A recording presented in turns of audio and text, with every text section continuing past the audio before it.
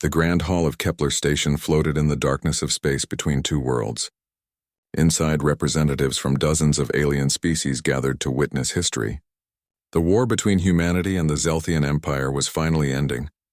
3 years of brutal fighting across the stars would stop today. At least that's what everyone believed. Ambassador Daniel Carter walked slowly toward the long table at the center of the hall. His shoes clicked against the polished floor. Every eye in the room watched him. Some aliens had multiple eyes. Others had sensors that worked like eyes. All of them focused on the human diplomat. Daniel's face showed relief and hope. His smile looked genuine. His shoulders relaxed as if a great weight had lifted. He practiced this expression for weeks in front of mirrors. Every gesture had to be perfect. Every emotion had to seem real. Behind him stood Commander Lisa Monroe in her crisp military uniform. Her medals caught the light. Her posture was straight and formal. Inside her chest, her heart hammered like a drum. Not from fear, from anticipation, from knowing what came next. The Zelthian High Chancellor Vector waited at the table. His body looked like living crystal, tall and angular. Light passed through parts of him, creating rainbow patterns on the floor. When he moved, his body made soft chiming sounds. He raised one arm in the Zelthian gesture of eternal peace. A small device on his chest translated his words into a dozen languages. "Today marks a new beginning," Vector said. His translated voice sounded smooth and confident. "The Zelthian Empire and humanity will be friends. No more war, no more death. Only cooperation and understanding." Daniel reached the table. He picked up the ornate pen provided for the ceremony. The treaty document sat on the table, covered in text from both human and Zelthian languages. Cameras from 100 news organizations recorded every moment. "Peace at last," Daniel said, his voice carrying through the hall. "Our people have suffered enough. It's time to build instead of destroy." He signed his name with a flourish. The pen moved smoothly across the paper. Ambassador Daniel Carter, representative of United Earth. The signature looked strong and clear. Vector signed next. His crystalline appendage held the pen awkwardly, but he managed. The two leaders shook hands, or rather Daniel shook Vector's extended limb. More cameras flashed. Diplomats applauded. Some aliens made sounds of approval that didn't sound like applause at all. Lisa watched it all without moving. She remembered the briefing from 8 months ago. The day everything changed. She had been called to a secure facility deep underground. The kind of place that didn't officially exist. Admiral Kyle Bennett met her in a room with no windows and thick walls. He was a hard man with gray hair and cold eyes. "We broke their codes," Kyle said without greeting or small talk. "Every Zelthian communication. Every secret message. We can read it all now." Lisa felt her stomach drop. "What are they saying?" Kyle pulled up a holographic display. Zelthian text filled the air with human translations below. "They're planning to break the treaty. Something called Operation Crimson Dawn. They'll sign the peace agreement, yes. They'll smile and shake our hands. Then they'll go home and build a new fleet in secret. In 2 years, maybe less, they'll attack Earth directly. They plan to wipe us out completely." Lisa read the messages in silence. The evidence was clear. Meeting notes. Construction orders. Target lists. The Zelthians never intended to honor any peace treaty. "So what do we do?" she asked. Kyle's cold eyes met hers. "We let them think we believe them. We sign their treaty. We smile and celebrate. And while they build their secret fleet, we'll be building something bigger, something they won't see coming. You want us to lie? To pretend we don't know?" "I want us to survive," Kyle said. "They think we're desperate for peace. They think we'll believe anything to stop the fighting. Let them think that. It gives us time to prepare." Now, standing in the ceremony hall, Lisa understood the plan was working perfectly. Every human in this room knew the truth. The diplomats knew. The military officers knew. Even the human journalists knew, though they would never report it. This whole ceremony was theater.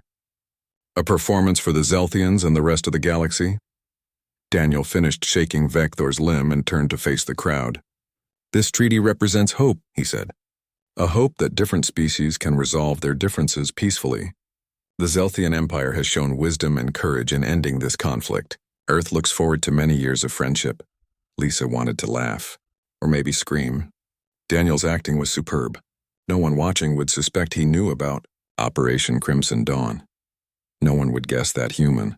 Intelligence agents had infiltrated Zelthian communications networks months ago. The ceremony continued with speeches from other diplomats. A representative from the Traders Guild praised both sides for their maturity. An ambassador from the collective spoke about the economic benefits of peace. Everyone seemed genuinely happy. The Zelthians seemed especially pleased. Lisa watched Vector and his advisors. They stood together near the front, their crystalline bodies chiming softly as they talked among themselves. They thought they had fooled humanity. They thought their deception was perfect.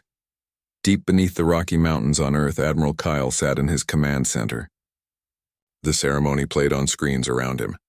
He watched Daniel sign the treaty. He watched the handshake. He watched the smiling faces.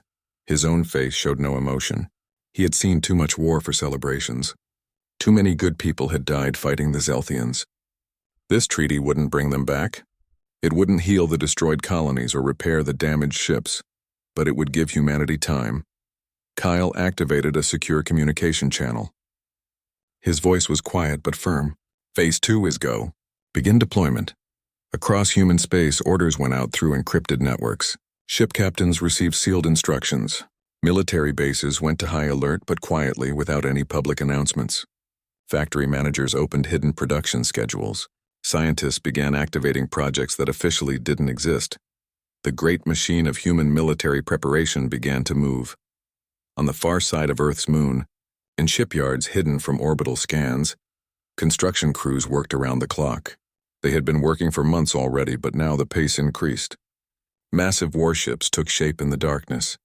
New weapons were installed and tested. Supplies were stockpiled in quantities that would make any accountant suspicious. At military training facilities across a dozen planets, soldiers practiced for scenarios that supposedly would never happen now that peace had arrived. They trained for boarding actions against Zelthian ships. They learned how to fight in the zero-gravity environments where space battles happened. They memorized Zelthian ship layouts and weapon systems. All of this happened in secret. The Zelthians watched human activities carefully, of course. Their spies reported what they saw. Human factories were producing civilian goods. Military budgets were being reduced, at least on paper. Earth's fleet was standing down from high alert. Everything looked exactly like a civilization embracing peace. The Zelthians saw what they expected to see. They saw what humans wanted them to see. Back at Kepler Station, the ceremony was ending. Diplomats mingled and talked about the bright future ahead. Zelthians and humans stood together in small groups, discussing trade agreements and cultural exchanges. The alcohol flowed freely, at least for the species that could drink it. Daniel found Lisa in the crowd. They stood near a window that looked out at the stars. For a moment, neither spoke. They just watched the distant lights of other ships and stations. "Do you think they suspect anything?" Lisa asked quietly. Daniel sipped his drink. "No, they're too confident. Too sure of themselves. That's their weakness, and ours. Maybe that we're willing to do this. To lie on such a grand scale." Daniel's smile faded. "But if it keeps Earth safe, I can live with that." Lisa nodded. She thought about the coming months. The preparation. The secrets. The moment when everything would finally happen. "How long do we have?" 2 years according to their own timeline. But Kyle wants to be ready in half that time. And then, Daniel looked at her with serious eyes. "And then we show them what happens when you underestimate humanity." The party continued around them. Laughter and conversation filled the hall. Everyone celebrated the peace. Everyone looked forward to the future except the humans. They knew the truth. The peace treaty was a lie. The Zelthians had betrayed them before the ink even dried on the paper. But humanity had known all along. And soon, very soon, the Zelthians would learn the price of that deception. The far side of Earth's moon was dark and cold. No sunlight reached this part of the lunar surface. No cities or settlements existed here. Most people thought this region was empty, useful only for scientific research and mining operations. They were wrong. Lieutenant Jake Morrison climbed out of the transport vehicle and looked up at the massive structure before him. It stretched for kilometers, built into the lunar rock itself. Enormous doors, each one hundreds of meters tall, were designed to open into space. Behind those doors, in vast underground caverns, humanity was building its future. This was Lunar Construction Facility 7, one of 15 such bases on the moon's far side. Jake had security clearance so high that even knowing the place existed was classified. He walked through the entrance tunnel, past armed guards and security checkpoints into the heart of the facility. The main construction bay took his breath away every time he saw it. The cavern was so large it had its own weather. Clouds formed near the ceiling from the heat of welding and manufacturing. Thousands of workers moved across scaffolding and platforms. Robotic arms the size of buildings lifted hull sections into place, and in the center of it all, a warship was being born. The carrier was nearly complete. Its hull was dark gray, covered in armor plating that could withstand incredible punishment. Weapon ports dotted its surface like the eyes of some great beast. Launch bays for fighter craft gaped open along its flanks. The ship was 2 kilometers long and designed to carry death across the stars. "Beautiful, isn't she?" said a voice beside him. Jake turned to see his supervisor, a woman named Victoria Lane. She had been building warships for 30 years, first for Earth's defense fleet and now for the secret project. "She's terrifying," Jake replied honestly. Victoria laughed. "That too. This is the 47th capital ship we've completed since the treaty signing. 47 ships that the Zelthians know nothing about." Jake checked his tablet computer. The construction schedule scrolled past his eyes. Destroyers, cruisers, battleships, carriers, supply vessels. The list went on and on. Every ship was being built in secret, hidden from orbital scans and spy satellites. The Zelthians monitored human construction carefully. Their intelligence services tracked every ship built in public shipyards. They counted Earth's fleet strength and calculated its capabilities. They thought they knew exactly how many warships humanity possessed. They were counting less than half the real number. These secret facilities had existed for decades, built during humanity's early expansion into space. When the Zelthian threat became clear, the facilities were expanded and improved. Now they worked around the clock, building the largest fleet in human history. "How long until she's ready?" Jake asked, nodding at the carrier. 3 weeks for final systems checks, then she joins the fleet. The Admiral wants everything in position within 6 months. Jake knew what that meant. 6 months until the attack. 6 months until humanity revealed its true strength to the galaxy. 6 months until the Zelthians learned their mistake. Across the solar system, similar preparations were underway. Dr. Helen Price worked in her laboratory aboard the research station Galileo. The station orbited Jupiter, officially studying the gas giant's atmosphere and moons. In reality, it was a weapons development facility. Helen stood before a test chamber watching a demonstration of humanity's newest weapon. A targeting computer locked onto a sample of Zelthian hull armor, mounted inside the chamber. The armor was incredibly strong, designed to resist energy weapons and kinetic impacts. "Firing," announced the test operator. A beam of energy shot from the weapon emitter. It didn't look like much, just a faint shimmer in the air. But when it touched the Zelthian armor, the results were spectacular. The armor didn't just melt or break. It seemed to dissolve, its molecular structure falling apart. "Perfect," Helen said with satisfaction. "The resonance frequency is exactly right." The weapon worked by vibrating the target material at specific frequencies. Every substance had a natural frequency, a rate of vibration that would tear it apart if matched correctly. Helen and her team had spent months finding the exact frequency that affected Zelthian armor and shielding. The Zelthians would never see it coming. Their shields were designed to stop energy beams and particle weapons. They were built to deflect missiles and projectiles, but they couldn't stop something that resonated with the shield material itself. The shields wouldn't even register the weapon as a threat until it was too late. "Run the test again," Helen ordered. "I want to make sure it's consistent." They ran the test 50 more times that day. The weapon worked perfectly every single time. The Zelthian armor dissolved into dust. The technology that the Zelthians thought made them invincible was now their weakness. Helen sent her report to Earth. Within days, factories would begin producing these weapons in massive quantities. Every human ship would be equipped with them. The Zelthians had no defense against this technology because they didn't even know it existed. Meanwhile, on Mars, the Red Planet was experiencing an industrial boom. The Martian colonies had grown significantly since the war began. Factories covered vast areas of the surface, their domes protecting workers from the thin atmosphere.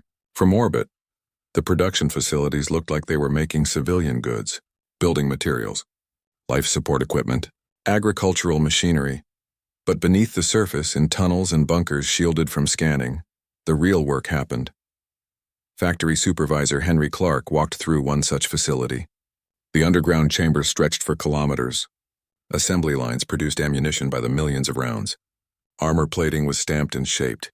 Spare parts for every human ship design were manufactured and stockpiled. Production is up 12% this month, Henry reported to his manager. We're exceeding quota on every item. The surface factories were real, of course. They did produce civilian goods, but they also provided cover for the military production happening below. The Zelthians saw what they expected to see. Colonies growing. Infrastructure expanding. A civilization at peace. They didn't see the weapons being made. They didn't see the stockpiles of military supplies. They didn't see a civilization preparing for total war. Henry checked the inventory lists. They had enough ammunition for a year of sustained combat. Enough spare parts to repair entire fleets. Enough supplies to support millions of soldiers. All of it hidden in underground storage facilities across Mars and a dozen other human worlds. On Earth itself, training facilities operated at maximum capacity. Commander Chris Yang stood in a zero-gravity combat simulator, watching his Marines practice boarding actions. The simulator recreated the interior of a Zelthian warship with perfect accuracy. Every corridor, every door, every defensive position was exactly like the real thing. Move, move, move, Chris shouted as his troops pushed through the simulated ship. They wore full combat armor and carried live ammunition. The exercise was as realistic as possible without actually being in combat. One squad breached a door and stormed into a command center. The simulated Zelthian defenders created by holographic projectors returned fire. 2 Marines went down, their armor marking them as casualties. The rest pushed forward, clearing the room with efficient brutality. Time, Chris called out. He checked the results on his tablet. 18 minutes from initial breach to command center secured. That's 2 minutes faster than last week. Good work. The Marines removed their helmets and grinned at each other. They had been training for months, preparing for the boarding actions that would be crucial in the coming war. They knew the layout of every major Zelthian ship class. They understood Zelthian tactics and defensive strategies. They had practiced until the movements became automatic. Remember, Chris told them, the Zelthians think we're weak. They think the treaty made us soft. They think we're too scared to fight anymore. Show them what happens when you underestimate humanity. The Marines roared their approval. They were ready. They wanted payback for the comrades they had lost in the First War. They wanted justice for the destroyed colonies and murdered civilians. Training like this was happening across human space. Soldiers prepared for ground combat. Pilots practiced attack runs against simulated Zelthian ships. Engineers learned how to repair damage under fire. Medical teams trained to handle mass casualties. Every part of the human military machine was being sharpened and prepared. When the moment came, there would be no hesitation. No confusion. No mercy.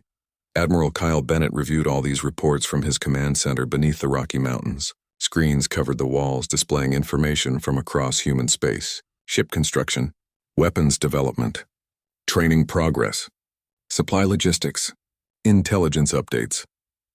Everything was coming together.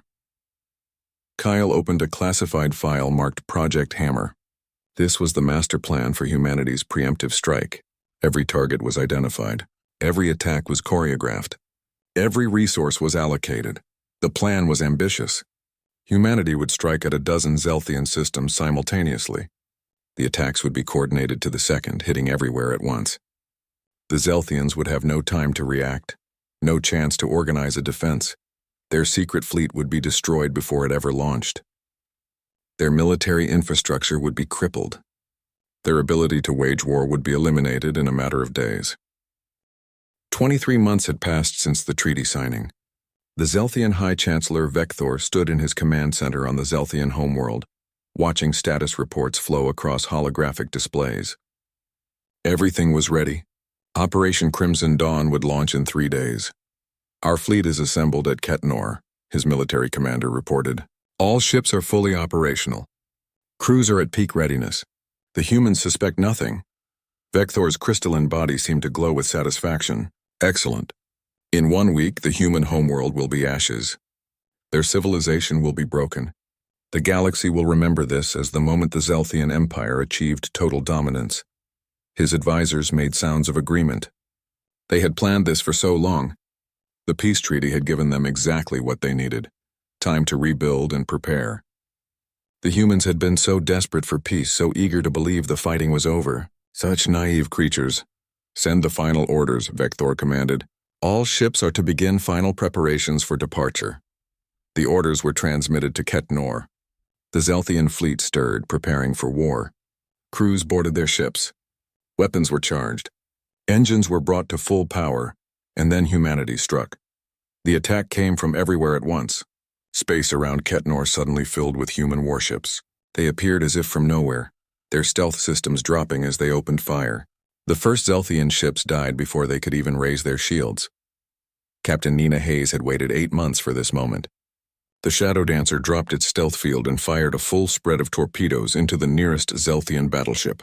The ship had been tagged months ago by one of the tiny monitoring devices. The torpedoes knew exactly where to hit. The Zelthian ship exploded in a brilliant flash. Debris scattered across space. "All ships engage at will," Nina ordered over the fleet command channel. "Priority targets are marked. Take them down." 60 human warships had been positioned around Ketnor, hidden in the asteroid belt and behind the system's moons. Now they revealed themselves and attacked with devastating precision. Every shot was aimed at a critical system. Every torpedo struck a weak point. The monitoring devices planted months ago guided human weapons with perfect accuracy. The Zelthian ships tried to respond, but they were caught completely unprepared. Half their fleet was still docked at the orbital construction yards. The ships that were ready for departure had their crews scattered across the vessels, not at combat stations. Their weapon systems were in standby mode. Their shields were down. It was a slaughter. Dr. Helen Price's resonance weapons proved their worth immediately. The strange energy beams struck Zelthian shields and passed through as if they didn't exist. The shields simply couldn't detect the weapons as threats. Zelthian armor dissolved under the assault. Ships that should have withstood hours of combat fell apart in minutes. "The new weapons are performing beyond expectations," Nina reported to command. "Enemy ships are defenseless against them." At Ketnor's orbital shipyards, destruction was total. Human bombers swept through the construction bays, launching missiles at the unfinished ships. Massive explosions tore through the yards. The secret fleet that the Zelthians had spent 2 years building was destroyed before it ever fought a single battle. But Ketnor was just one target. The attack was happening simultaneously across a dozen Zelthian systems. Admiral Kyle Bennett watched from his command center on Earth as reports flooded in. Every screen showed a different battle. Every screen showed human forces dominating. Fleet Group 2 has secured the Velnor system. All military targets destroyed. Fleet Group 5 reports the Zelthian command station at Hertak is eliminated. Fleet Group 7 is engaging the Zelthian home fleet. Enemy forces in full retreat. Kyle allowed himself a moment of satisfaction. The plan was working perfectly. The Zelthians had been caught completely by surprise. Their military infrastructure was being systematically destroyed. Their fleet was scattered and confused. On the Zelthian homeworld, Vector watched in growing horror as reports came in. "This is impossible," he said, his voice trembling. "How did they know? How did they get so many ships into position without us detecting them?" His military commander had no answers. The truth was slowly becoming clear. The humans had known. They had known about Operation Crimson Dawn from the beginning. They had known about the secret fleet. They had known everything. "The peace treaty," Vector said slowly. "It was all a lie. They were deceiving us the entire time." His advisor's crystalline body seemed to dim, just as we were deceiving them. But humanity's deception had been far more complete, far more effective, and far more deadly. Lieutenant Commander Greg Palmer commanded a Marine boarding force that seized a Zelthian military communication hub. His troops stormed through the station with brutal efficiency. The training they had done for months paid off. They knew the layout of Zelthian stations. They knew where the defenders would be positioned. They knew how to counter every defensive measure. "Command center secured," Greg reported. "We have control of their military communication network for this sector." The Zelthians had fought hard, but they were overwhelmed. Human Marines in powered armor were faster, stronger, and better equipped than the defenders. The Zelthians had thought humans were soft, made weak by their desire for peace. They learned otherwise. Greg's technical specialists began accessing the Zelthian computers. Within minutes, they had downloaded massive amounts of data, fleet positions, command codes, defense plans, strategic assessments. All of it would be used to refine the human attack. How did you know? A captured Zelthian officer demanded. How did you know about our plans? Greg looked at him without sympathy. We broke your communications codes 8 months before the treaty signing. We've been reading your mail for almost 2 years. We knew everything. The Zelthian officer's body seemed to lose its glow. The realization was devastating. Their perfect plan, their careful deception, had been transparent to humanity from the start. Commander Chris Yang led his Marines in boarding actions against Zelthian warships. The zero-gravity combat training proved its worth. His troops moved through Zelthian ships like they owned them, clearing compartments and securing critical systems. One Zelthian ship after another fell to boarding parties. The crews surrendered or died. The ships were captured intact, adding to human intelligence about Zelthian technology and tactics. These ships will make excellent study material, Chris reported. We're learning more about their systems with each capture. The Zelthians had thought they understood human capabilities. They had studied human tactics from the First War. They had prepared for what they expected humanity to do, but humanity had evolved. New weapons, new tactics, new levels of coordination and planning. The Zelthians were fighting an enemy that no longer existed, while the real human military cut through them like a blade. On a Zelthian military base orbiting their third-largest world, defenses crumbled under human assault. Commander Lisa Monroe coordinated the attack from her flagship. The base had been one of the Zelthians' most secure facilities. Now it was burning. All defensive platforms destroyed, her tactical officer reported. The orbital fortresses are neutralized. We have complete control of the space around the planet. Lisa ordered the ground assault to begin. Human troops dropped from orbit in armored shuttles. The Zelthians tried to shoot them down, but human electronic warfare systems jammed their targeting. Human fighters provided cover. The landing was successful. Within hours, the base was captured. The Zelthian defenders fought bravely, but they were outnumbered and outgunned. More importantly, they were demoralized. They had expected to be the attackers, not the defenders. They had expected humanity to be weak and unprepared. Everything they believed was wrong. The battle for the Zelthian home system was the most intense. The Zelthians had kept their strongest fleet there, protecting their homeworld. When human forces appeared, the Zelthians threw everything they had into the defense. Admiral Kyle had assigned Fleet Group 7 to this target. 80 human warships under the command of Admiral Betty Larson. It was the largest single human fleet ever assembled. Betty watched the tactical display as her ships engaged the Zelthian defenders. The battle was fierce. Zelthian ships fought with desperate courage. They knew if they failed, their homeworld would be vulnerable, but courage wasn't enough. Human ships used the resonance weapons to devastating effect. Zelthian shields failed. Zelthian armor dissolved. Ship after ship fell to the human assault. Zelthian command ship is breaking apart, Betty's tactical officer reported. The enemy flagship is destroyed. With their flagship gone, the Zelthian fleet's coordination collapsed. Individual ships fought on, but they were no longer working together. Human forces exploited every mistake, every gap in their formation. Press the attack, Betty ordered. We end this now. The Zelthian home fleet was shattered within 3 hours. Survivors fled deeper into their home system, trying to regroup, but human forces pursued relentlessly. There would be no escape, no recovery, no second chance. Vector watched the destruction from his command center. His military was being annihilated. His plans were in ruins. His empire was being humbled before the entire galaxy. Request a ceasefire, he said quietly. We must negotiate before they destroy everything. The war ended not with negotiations, but with a simple statement of fact. Humanity had won. The Zelthian Empire had lost. Everything else was just details.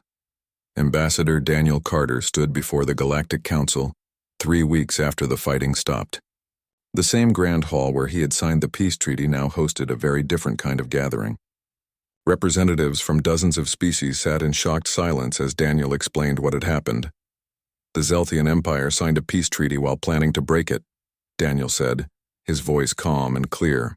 They intended to rebuild their fleet in secret and launch a surprise attack on Earth. We knew about their plan from the beginning. We have recordings of their communications, their orders, and their strategic discussions. The evidence is absolute. He activated a display that showed intercepted Zelthian messages. The translations appeared in multiple languages so every species could understand. The proof was overwhelming. The Zelthians had planned humanity's destruction even as they spoke of peace and friendship. The council chamber erupted in noise. Aliens spoke in their various languages, expressing shock and anger. Some directed their anger at the Zelthians. Others seemed disturbed by humanity's response. A representative from the Traders Guild stood. But humanity launched a preemptive attack. You struck first, without provocation. Daniel turned to face him. Without provocation?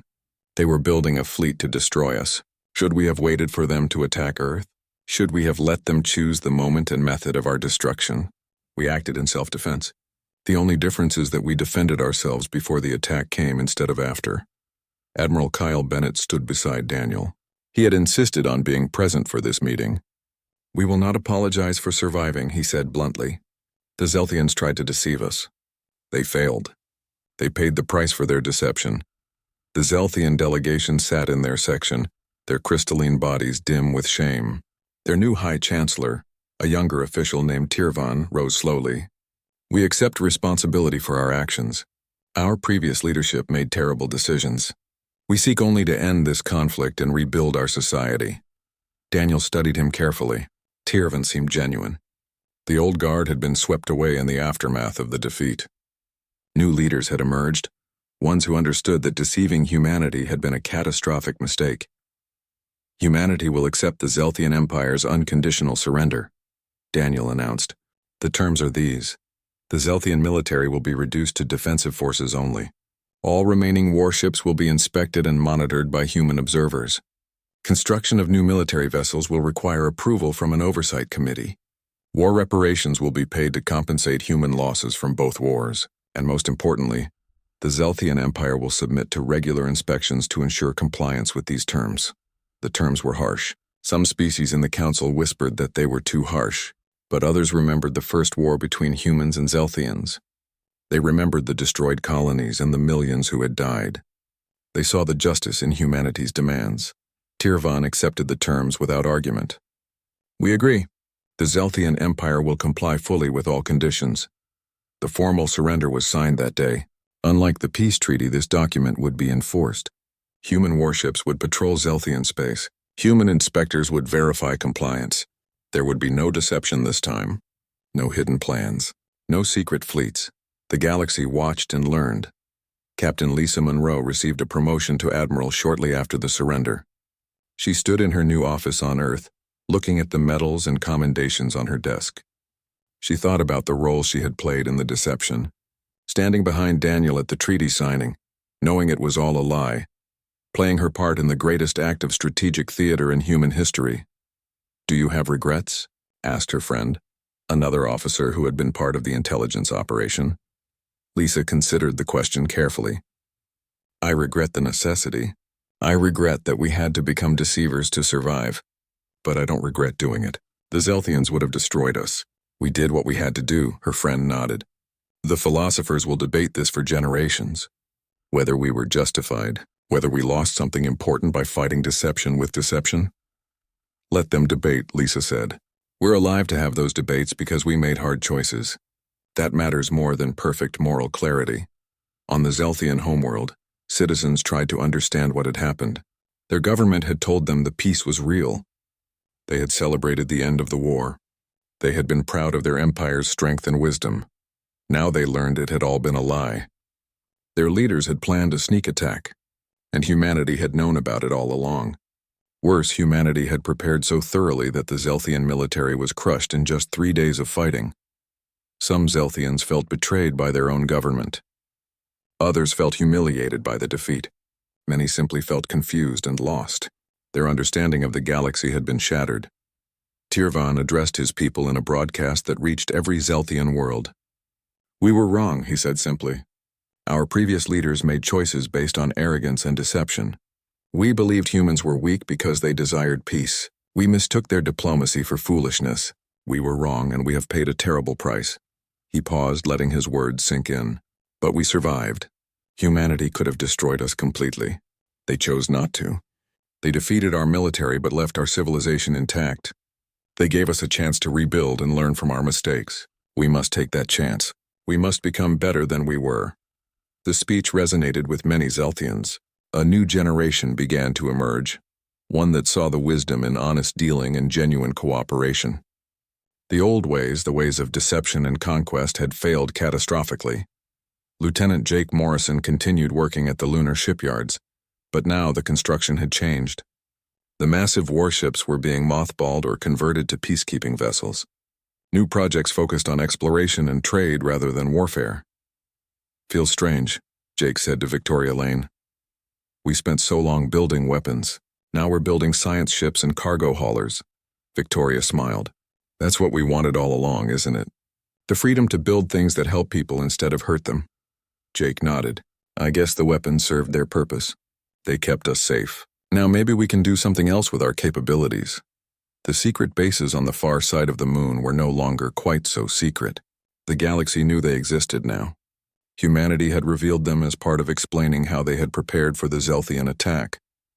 The bases became a symbol of humanity's determination to survive.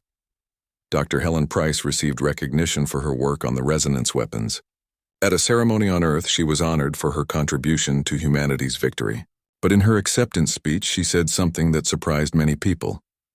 "I'm proud of what we accomplished, but I hope these weapons are never needed again. War is terrible even when you win. Peace is always better than victory. But if someone forces us to fight, we will use every tool at our disposal to survive. That's not cruelty. That's simply the will to live."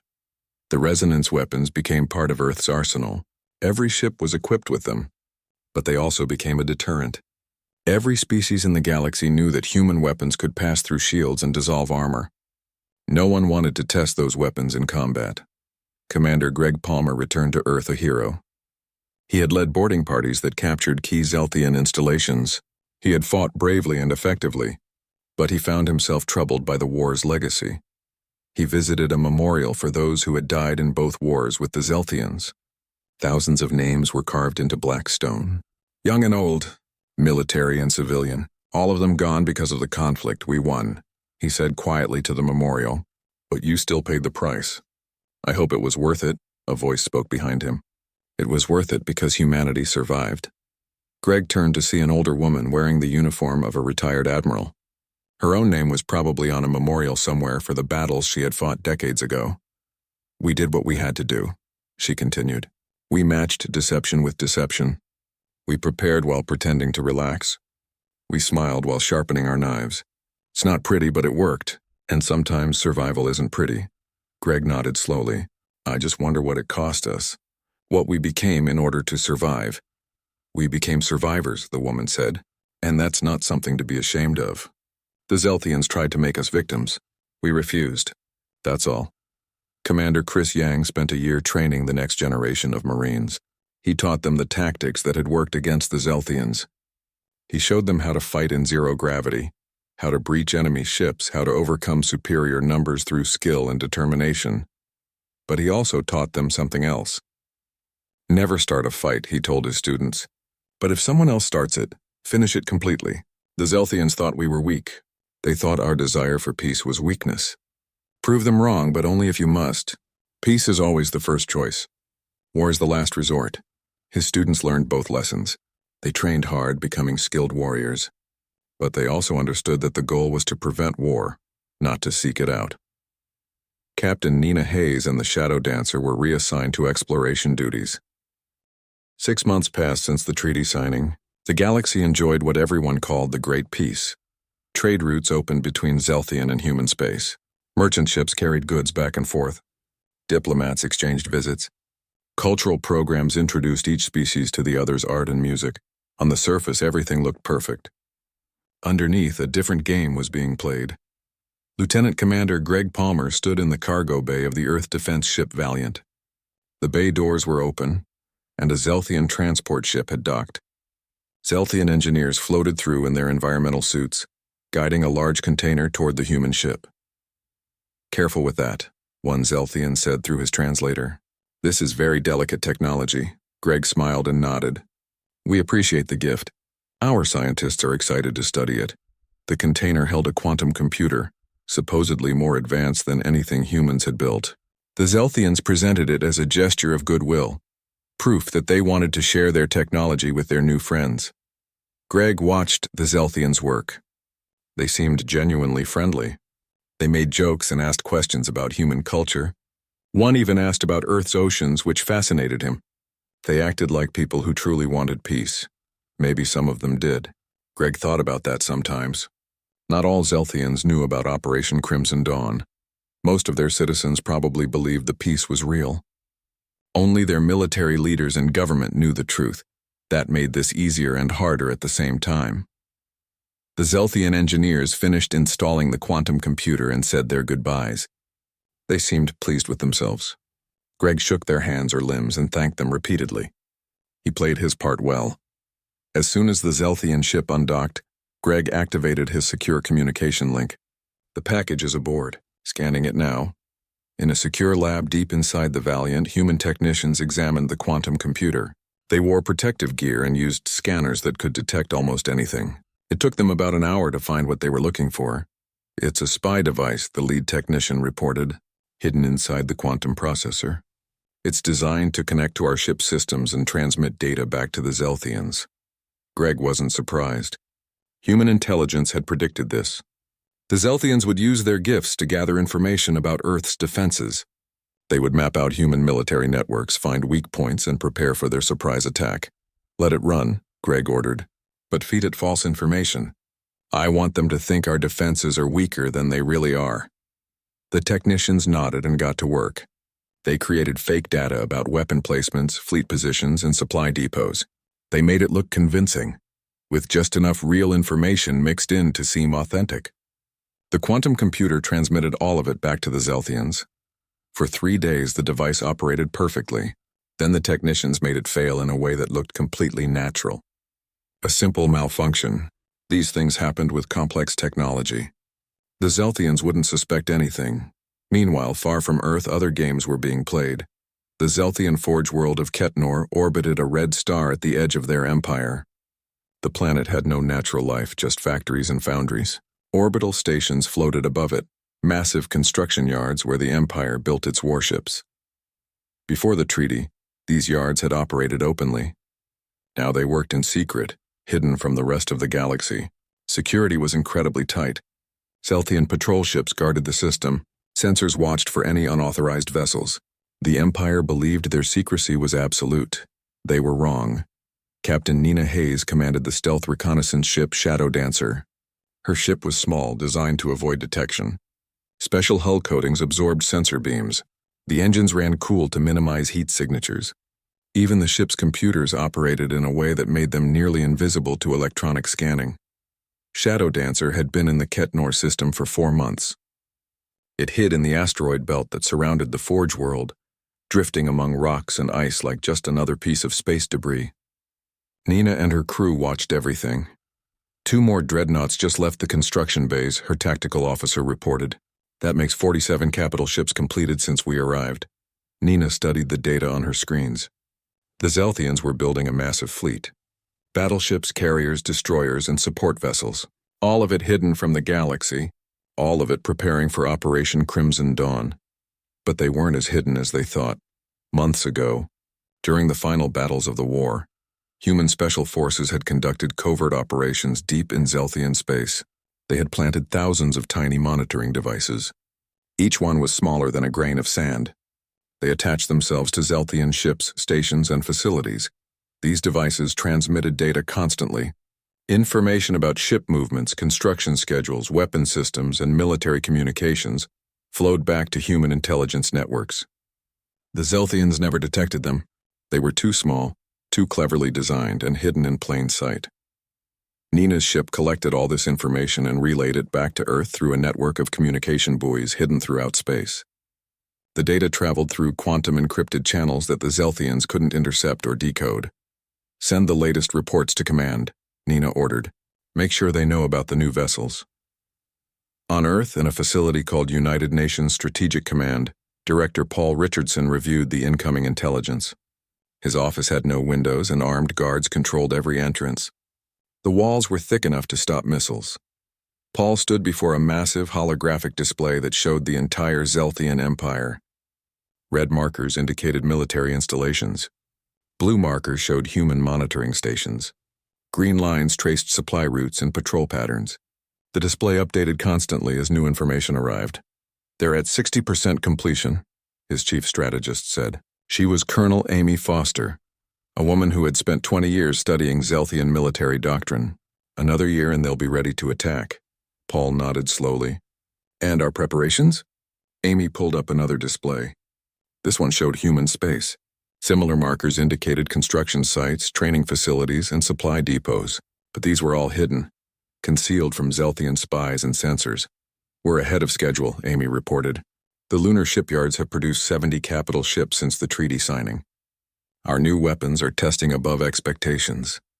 Personnel training is complete for the first wave of operations." Paul allowed himself a small smile. "The Zelthians think we're weak. They think we're relaxing our guard. That's what we want them to think." The deception went both ways.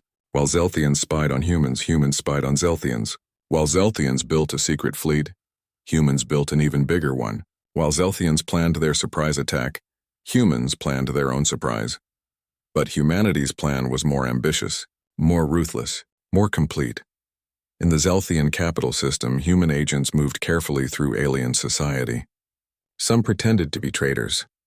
Others claimed to be students or cultural exchange participants.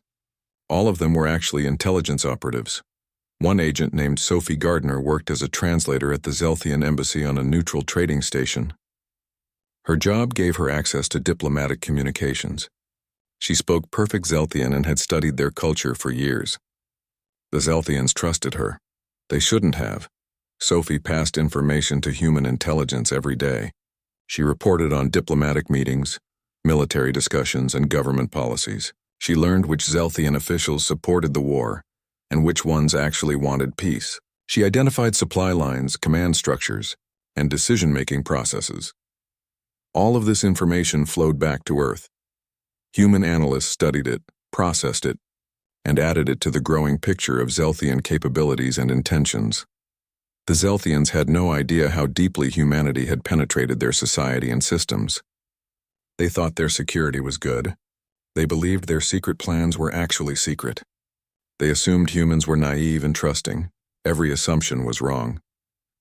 Back on the Valiant, Greg Palmer supervised another delivery. This time the Zelthians brought technical manuals and training materials. They were teaching humans how to use Zelthian technology, supposedly to improve cooperation and understanding. Greg thanked them politely and promised that human engineers would study the materials carefully. What the Zelthians didn't know was that human engineers had already reverse-engineered most Zelthian technology. During the war, humans had captured intact enemy ships. They took them apart piece by piece.